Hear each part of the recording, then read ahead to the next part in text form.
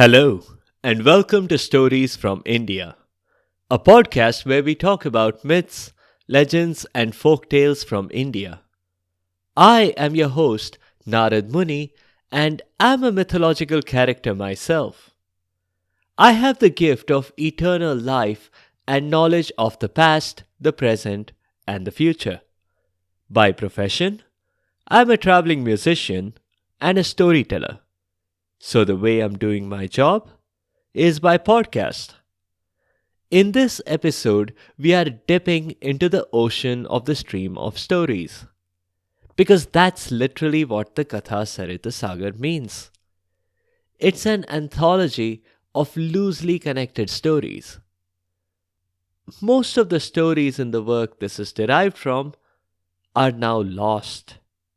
But because I have access to every bit of knowledge ever known, they are not lost to me.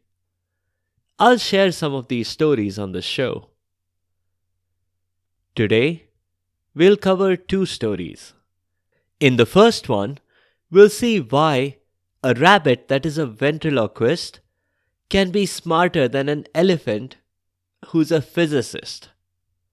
The second one teaches us that if you ever want to join a Hakuna Matata club, similar to the one from Disney's Lion King movie, you may want to first verify that the members of the club prefer eating bugs rather than larger animals. Now, the Kathasaritasagara is a chain of stories. Similar to the Panchatantra, which we have also covered in this show before. The way these stories are a chain is that the stories often end with a character telling another story, proving over and over that anyone can be a storyteller. We will not cover these stories in any particular order. And in today's stories, it doesn't really matter who is telling the story. So I will take over the narrator's reins. I'll give you more background about this anthology later in the episode.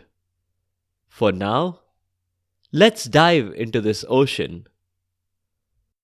The first story begins in a burrow where a family of rabbits lived. In the burrow, the matriarch of a very large rabbit family sat at the head of a council table in the largest armchair. She was very uncomfortable because rabbit anatomy obviously isn't suited for armchairs. But that doesn't matter. She was discussing a matter of importance. The family had concerns about their natural resource supply. And it wasn't food. Grass was abundant. What the matriarch and her family were concerned about was water. The burrow was right next to a pond that was not small by any means. But the amount of water was limited, and the size of their family was not. I can confirm that all the rumors about exponential rabbit family growth are absolutely true. At least in folk tales such as these. As if reflecting the worry on all their faces, a large population clock in the room rapidly ticked higher and higher, faster than the wall clock. The pond has very limited water, the secretary began. It's a hemispherical thing, with a radius of 5 meters, so all we have is a volume of 261.8 meters cubed. At our rate of water consumption and current population forecast, that gives us 30 days. If it rains during that time, we are good. Otherwise, it sounds a bit funny, but none of us will remain fit bunnies. One of the other newer rabbits at the assemblage spoke up. Cousin Secretary, how did you calculate all that so fast? I noticed you didn't even use a calculator. The secretary, who was indeed the cousin of the rabbit who had just spoken, explained that it should not at all be surprising. We are rabbits, cousin, he said. That means we are really good at multiplying. Also, congratulations, Auntie. You're now a great grandmother, he said in an aside to the matriarch. The rabbit, who was head of the family, nodded her head in acknowledgement. She was a great grandmother, and she had a lot of grey hair to show for it. Quite literally, she was an off-white color, and many of her descendants had naturally grey fur. And right now, as her family was facing an existential threat, she naturally worried about her receding hairline. And to make matters significantly worse, the whole ground suddenly began to shake. Rabbits are generally nervous creatures. A sudden shaking of the ground only heightens their anxiety. They rushed to the few periscopes they had set up just for this purpose. Quickly, the secretary looked through one of the periscopes and reported that a huge monster was right above their home. Thankfully, they had used TMT steel bars. Otherwise, their homes might already have collapsed. The monster was scary. It was as tall as a tree, and it was grey all over. And most curiously, it had two tails, one at each end of its body. And one of the tails was very thick and seemed to be sucking all the water out of the pond. Obviously, it was an elephant, but the rabbits did not know that. Monster or no monster, we have to defend our pond, the matriarch said calmly. She dispatched the secretary to go solve this problem. Besides being able to calculate very quickly, the secretary was a smart one. He would have given Bugs Bunny a run for his money, and not just against an incompetent hunter like Elmer Fudd. The secretary observed what the elephant was doing.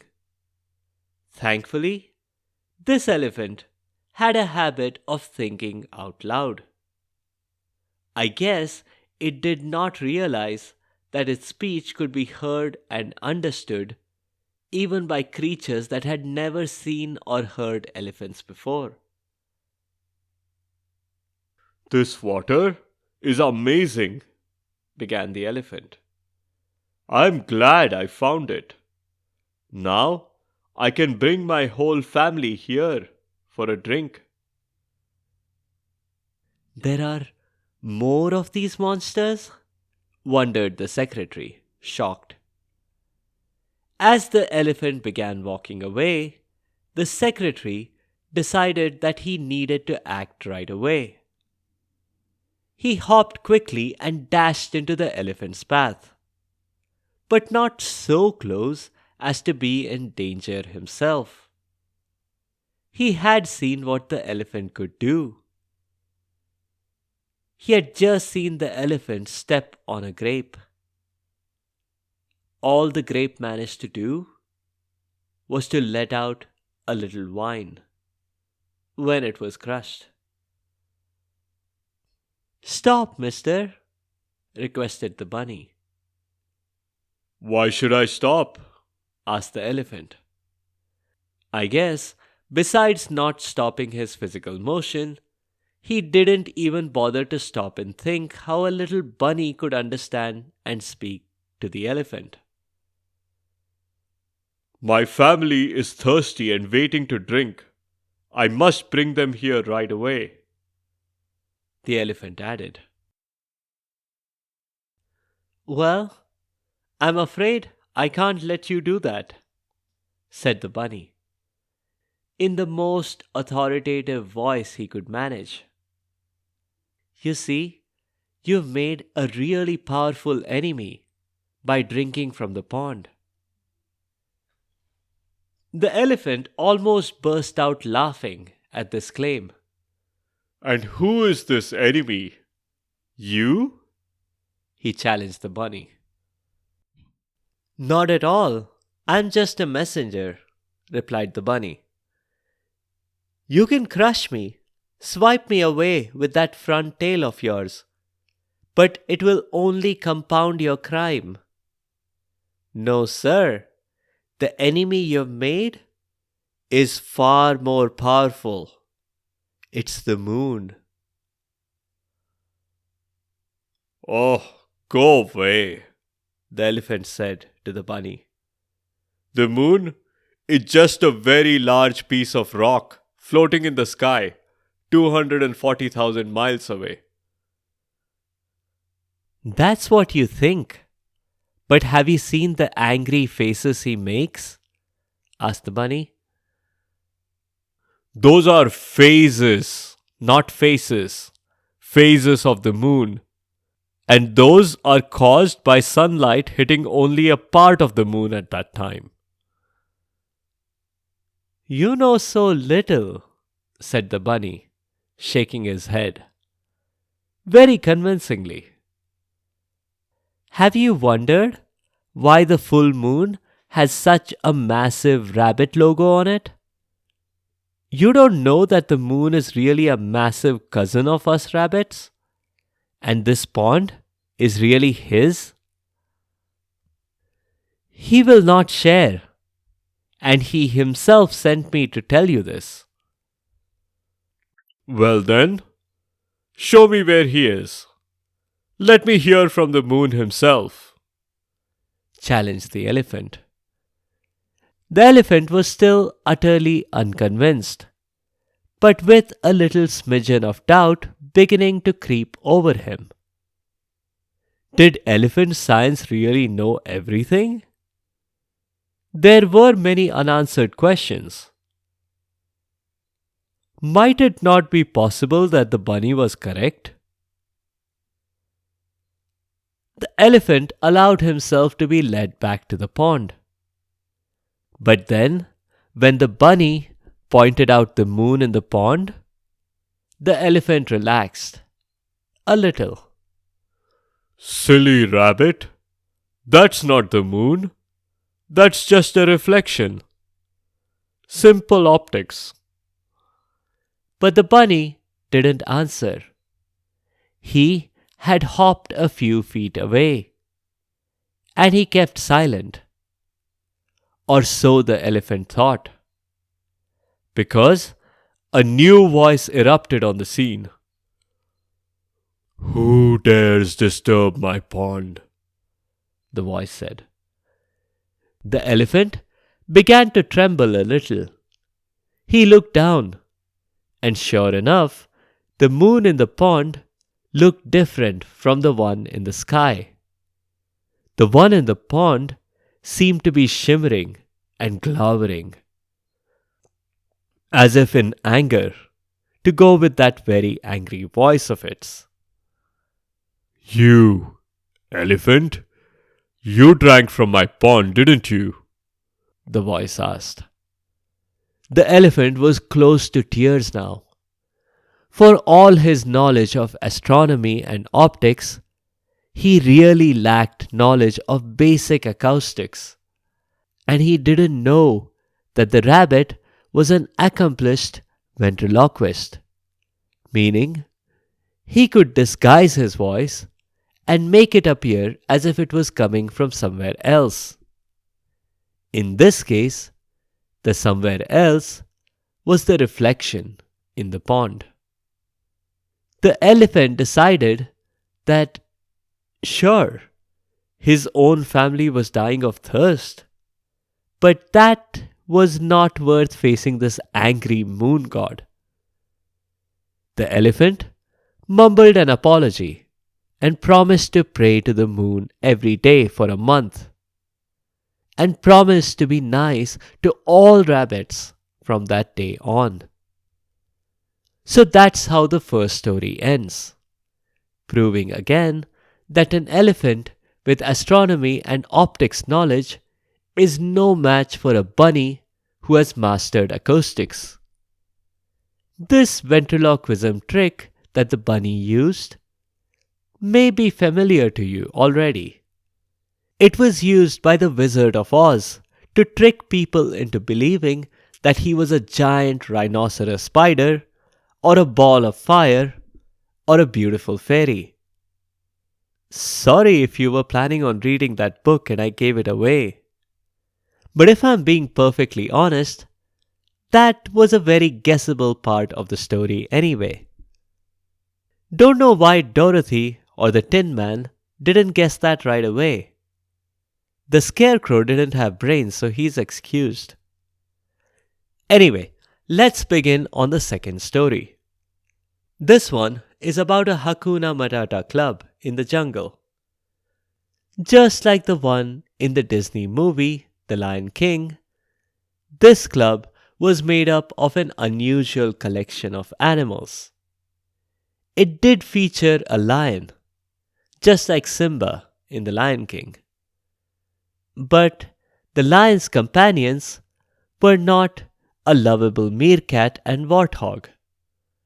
Instead, besides Simba, the backing vocals were provided by a crow, a jackal, and a leopard. You will notice that all four of these animals are carnivores. Now, that also means that these creatures did not eat bugs like in The Lion King. To them, bugs were slimy and not at all satisfying. What did satisfy them was meat. Often, the lion would hunt an animal and would share his meal with the other three. No surprise then that he did indeed keep the lion's share for himself. The other animals were fine with this arrangement. Normally, the jackal and crow would have fed on the leftovers of some larger kill. In this case, they were getting a seat at the dinner table with the king himself. Who could say no to that? It was a lot of free profile boost from all the publicity dinners at which they were seen sitting next to the king. The leopard could have hunted down his own food, but I suppose he was tired of potentially having to surrender it to other lions, because other lions would sometimes just barge into the scene like they owned the place and simply take over the leopard's hard-earned kill. I guess, in this case, even though he was getting scraps from the lion's plate, they were enough to feed him. This was guaranteed food, without having to constantly look over his shoulder to see if larger animals were sneaking up on him to steal his food. For now, let's cut to the scene where the lion and his buddies were lying down on the grass after a heavy meal. "That cloud looks like an ice cream sundae," the crow said. The jackal didn't agree. He thought it looked like a TV remote control. Whatever those looked like 2000 years ago. The leopard thought that the cloud looked like an antelope. Clearly, if these animals had such diverse opinions on the shape of the cloud, they probably were overdue for an appointment with the optometrist.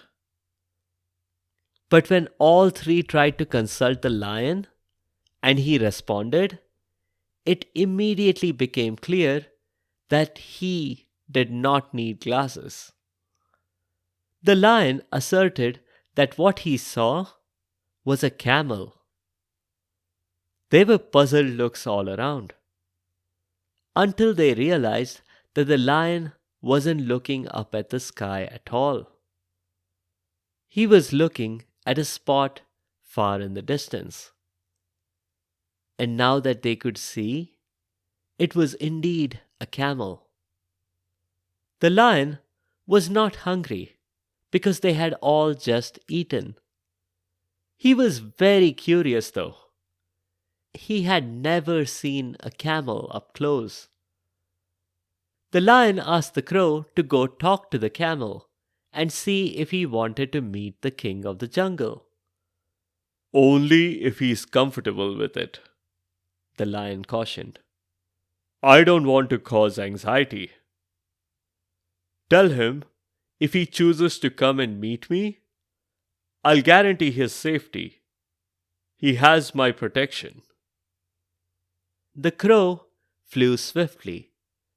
He was also the right choice as messenger, given that the camel would probably have fled, seeing a leopard or even a jackal approaching. The biggest threat from the crow was that he might land on the camel's back, and potentially that might be the last straw. But this camel was carrying no load at all, so there was very little chance of that happening. In fact, as the camel explained it to the crow, he had given up his life as a beast of burden. He was done carrying loads for these ungrateful humans. The camel had decided to retire early. He had escaped his caravan when a negligent keeper hadn't tied him properly.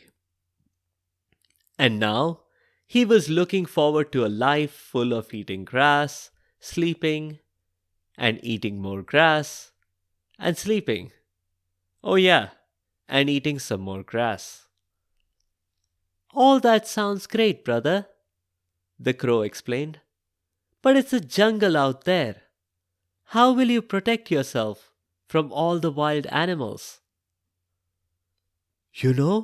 I never thought of that, admitted the camel. Suddenly, the idea of an audience with the Lion King seemed a much better idea than it had moments ago.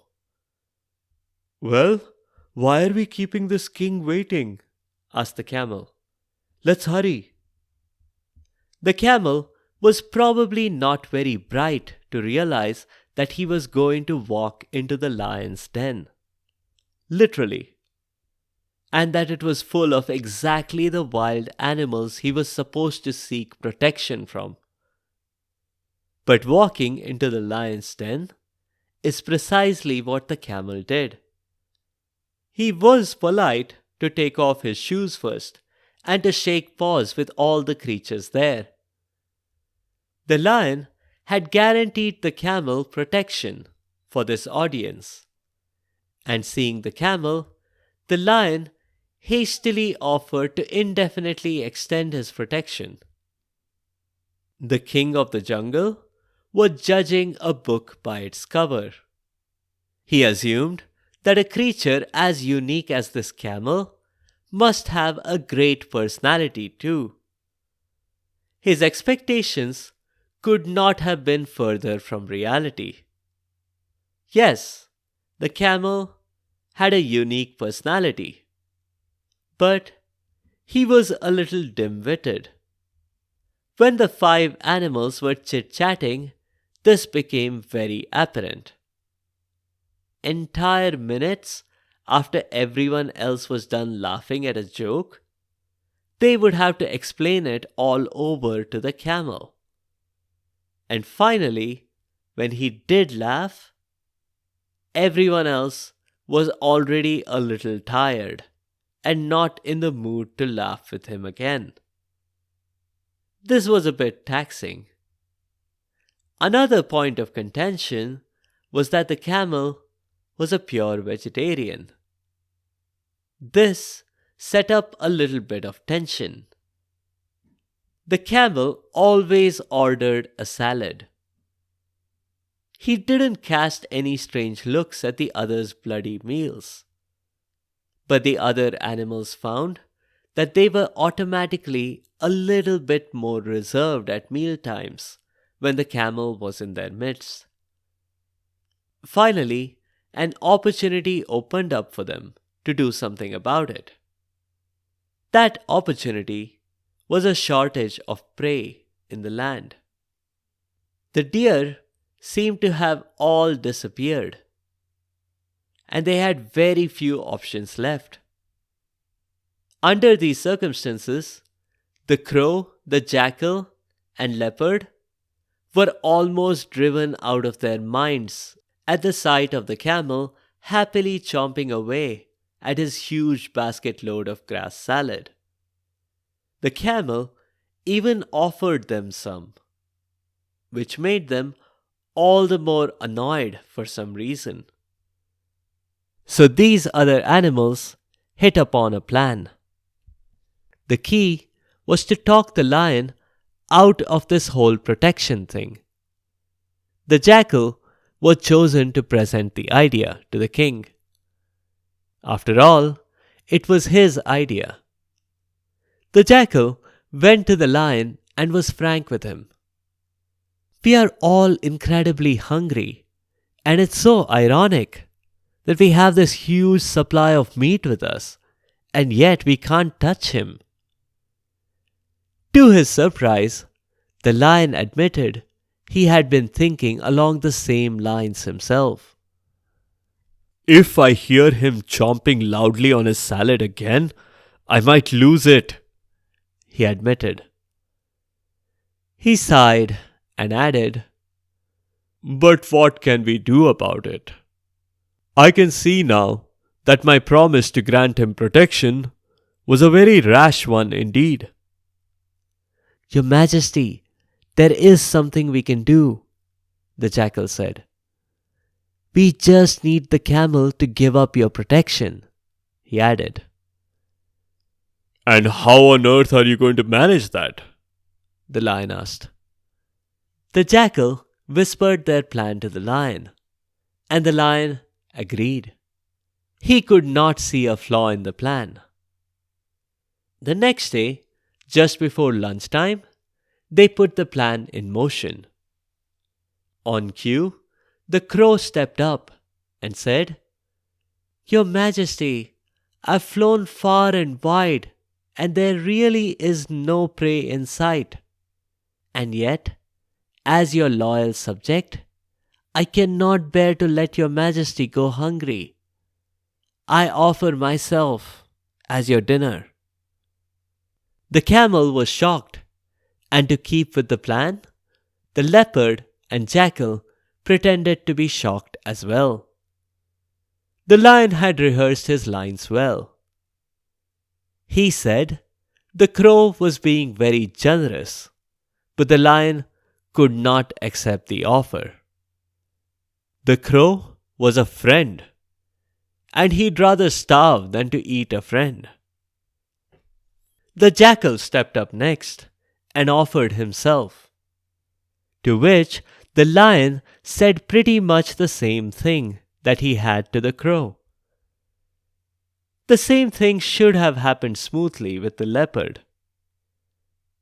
But the leopard had dozed off and needed a poke in the ribs from the jackal before he suddenly remembered his lines.